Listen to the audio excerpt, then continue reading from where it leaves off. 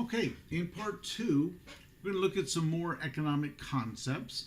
And in particular, we're going to talk about taxes and we're going to talk about interest rates. So let's go on.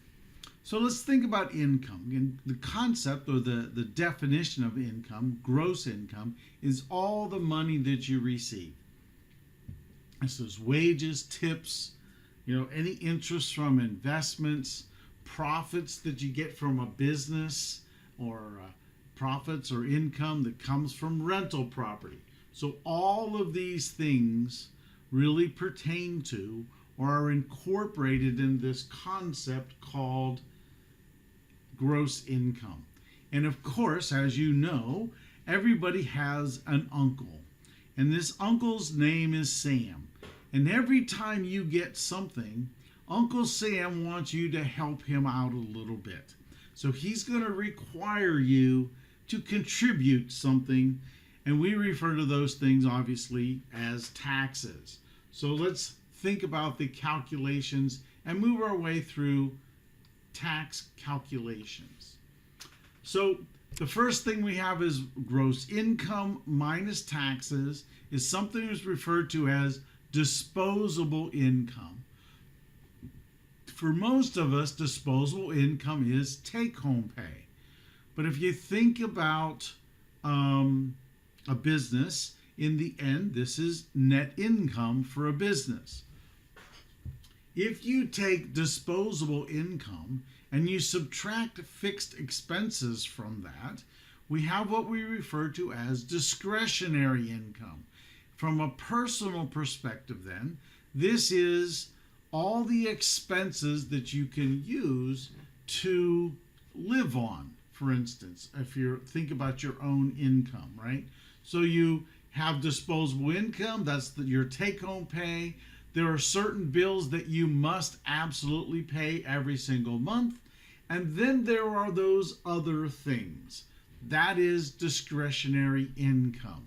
So that's the income, if you will, to pursue life's tasks, right? You get to decide where you eat, right? How much money you spend for that. You might be able to think about, maybe I can take some of this money and I can invest it. Or however you're going to spend this money, I like to refer to it as an issue of quality of life, right? How do you enhance your life after all of your fixed expenses have been paid? Businesses have the same basic questions, right? What do they do with the profits of the company? Where does it go? After all the bills have been paid, what can they do with that money? So, would the government want to find a way to increase disposable income? That is, would the government like to find a way for you and I to have more money to spend on things? And I think hopefully you know the answer to that is correct. Most recently, there have been some changes in the tax code, and those changes have made disposable income greater. That is, most Americans, and certainly most corporations, all have more money to spend than they used to have because taxes have been increased. So would the government rather you spend or save or pay off your debts with your disposable income? Again, they want you to spend this money. Every time you spend money in the economy, if you buy a car, somebody had to make that car. Somebody had to produce the electronic components of that car. Somebody had to mine the minerals that are part of those electronic components. So when we're spending money, that spending flows through the economy and creates jobs, etc., for the rest of the citizens of the country. So obviously the government wants us to have more money so that we can buy more stuff, so that we can keep the economy moving forward. So let's talk about taxes. And there are three ways to think about taxation. Progressive taxes is when there's a larger percentage of tax paid as income increases. So progressive tax is like our federal income tax. The higher your income, the higher the percentage of tax that you ultimately pay at the margin or at the extremes of that income. Regressive taxes mean a larger percentage of taxes paid as income decreases. An example of this is sales taxes. Everybody has to pay a sales tax. Doesn't matter whether you're a millionaire or whether you're on welfare. If you buy things, there are things that are taxable, and as a percentage of your income, then those people in lower income are going to pay a higher percentage of their income through that process. Proportional tax means there's a percentage of tax paid that remains the same at all levels of income. So again, this would be some of our employment taxes are the same regardless of what you pay. They're all the same at all levels of income. So we have three different ways of thinking about taxes. So here's a progressive tax. The tax payment is $3,000. The taxable income is $20,000. So in this case, the tax percentage is 15%. $16,000 paid on $60,000 means that the tax percentage paid is 28%. So this shows that as income increases, you're paying a higher percentage of your income towards taxes. What about a regressive tax? Again, sales tax is a regressive. If you have $20,000 and sales tax is 5%, then the sales tax that you pay is 1%. Right? So tax percentage, $1,000 as a percentage of $20,000 is 5%. But if you made $60,000, again on this sales tax that was 5%, and that sales tax you paid was $1,000, then your tax percentage is 1.67%. So you can see as your wealth increases, as your income increases, this regressive tax decreases since it is a fixed amount of money based on income. So what about a proportional tax? Again, here's a Medicare tax. Again, your annual income is $30,000, so that means $30,000. The current Medicare tax is 1.4%. That's $435. At $500,000, it's still the same percentage. So the amount that you pay is different, but as a percentage, that amount is proportional. It doesn't change relative to income. So let's think about some employees. We have these 6-7 employees. We know what their gross income is. Here are their Social Security taxes. Here are their federal taxes paid as a percentage of gross income. And as you can see, as they make more money, that amount increases. That means that their disposable income increases.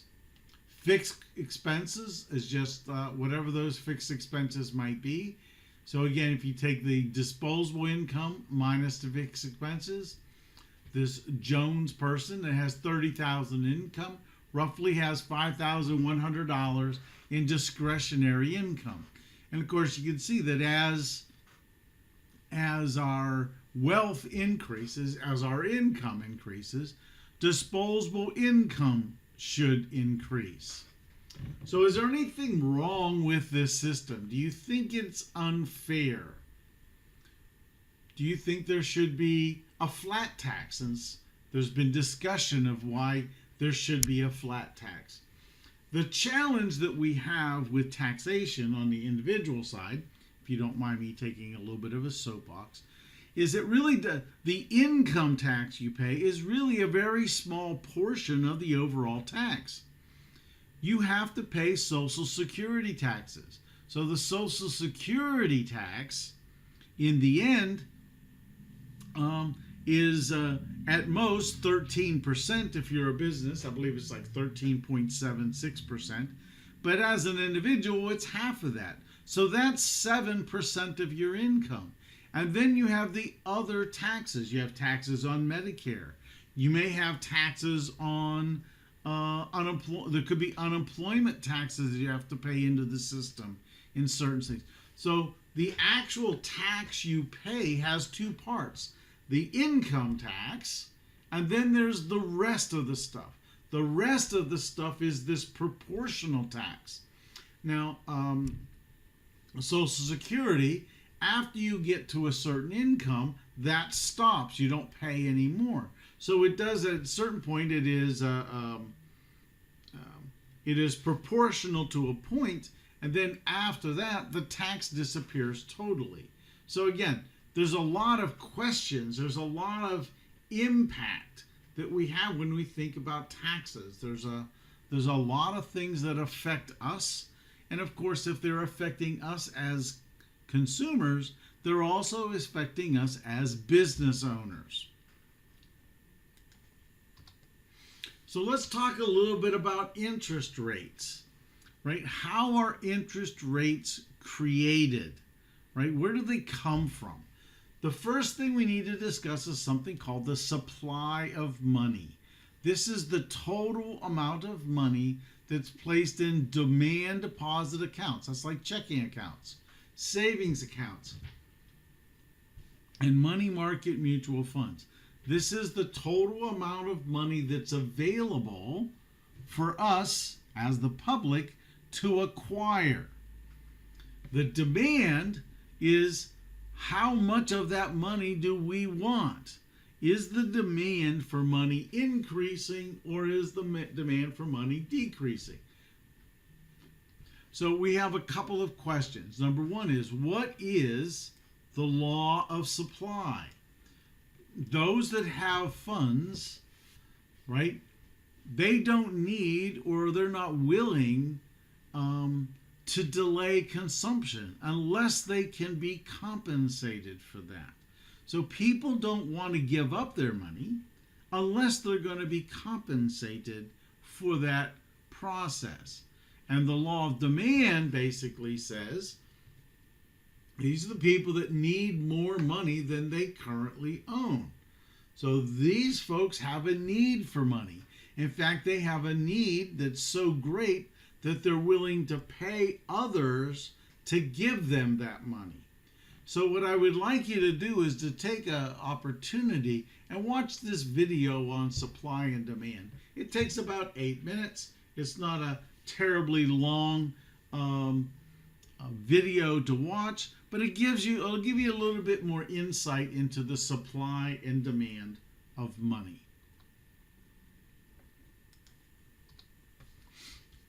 So what other factors affect interest rates? In a totally free market, supply and demand will determine interest rates. We do not have a totally free market.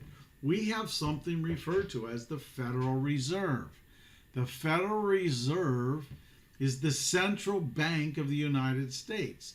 The Federal Reserve takes actions, we refer to it as monetary policy, so that it can acquire funding for the government to do work. It can affect the supply of money. So the goals of this monetary policy is to help with economic growth. So if they want to encourage economic growth, they might reduce interest rates in the economy. They might be looking for price stability. That is, they want to be careful and watch unemployment, or not unemployment, inflation. So if they're trying to do that, they might increase interest rates to slow inflation down, right? They can also be geared to trying to find out what full employment is, right? So just as a terminology, what is meant by full employment? Full employment does not mean zero unemployment, right? It doesn't mean that everyone has a job.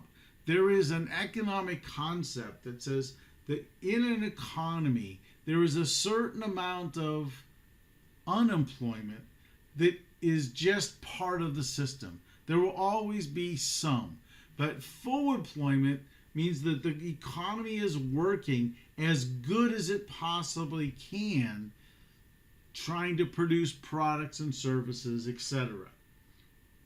So there's lots of goals of this monetary policy. And of course, it's not the goal of this class to discuss in a lot of detail what monetary policy is, what fiscal policy is. We'll leave that up for other classes. We can look at some interest rates, though. If you look at the current discount rate, here they said the discount rate is 0.75. And in fact, the last time I looked on this chart here in February of 2016, granted that was a while ago, it was still 0.75. The Fed funds rate, this is the rate the banks charge each other, in 2016 was 0.38, higher than 0.05. The T-bill rate was 0.32, again, higher than the T-bill rate above. And then the prime rate, the interest rate that banks charge most of their credit-worthy customers, was about the same, about 3.25%. So again, this is just a picture, if you will, of interest rates in the economy.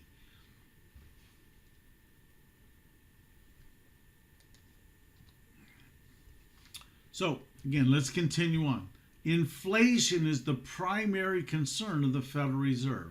It is their job to control inflation. So to assure this, they want to create stability in prices. How do they do this? Well, there are several tools that they have. Some of those tools are extreme and are very aggressive.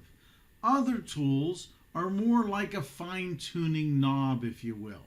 So open market operations is when the Fed will either buy or sell Treasury securities. If they sell securities, we give them money, so that takes supply out of the marketplace. So interest rates will ultimately go up. The discount rate is the basic rate that most banks pay. So if they increase the discount rate, it's more expensive for banks to borrow. So there'll be less money available for you and I, which is a decrease in supply, which means in general interest rates will go up. Now the open market operations is fine-tuning. The discount rate is a little bit more aggressive, but it still is in the realm of being a fine-tuning knob, if you will. There are also things called reserve requirements. This is the amount of cash a bank has to keep in the vault. If the Federal Reserve were to increase this requirement, banks would have to keep more money in the vault. That means there's less for you and me, supply will be down, interest rates would go up. So another aspect or another component then, these are all things that happen in the economy, but we also have some other things affecting risk. Risk is the chance that something might happen that you don't expect to happen, right? Typically, when we think about risk, you think about bad things, losses, dangers, right? Things they could be financial or non-financial, right? You can actually control many of the risks. Not all of them, but you have control over some risks. So there are two basic types of risk. There is something referred to as systematic risk. It's associated with economic, political, sociological changes. It affects everybody the same way. So frequently we would call this market risk. And this is risk that no matter how hard you try, you cannot get rid of it. In investing terminology, this means it is not diversifiable. You can't eliminate this kind of risk. Unsystematic risk, on the other hand, is stuff that's specific. It's unique to an individual or a firm or an industry. We might refer to this as company-specific risk. This is risk that can be diversified. You can get rid of this risk actually fairly easily. So the question is risk good or bad? As an investor, as a consumer, if you want to take risks, you have opportunities to get more things, right? We want to take risks, however we want to get paid for risks. So again, if risk is important, and certainly it is, we need to understand what kind of risk there is. We need to understand what tools are available so that we can minimize the amount of risks we are subjected to. And of course, we want to make sure that whenever we are assuming risks, if we can't get rid of it, we want to assume that we're going to get paid for taking those risks. So that's the end of chapter 1. And I'll look forward to chatting with you through the rest of the chapters.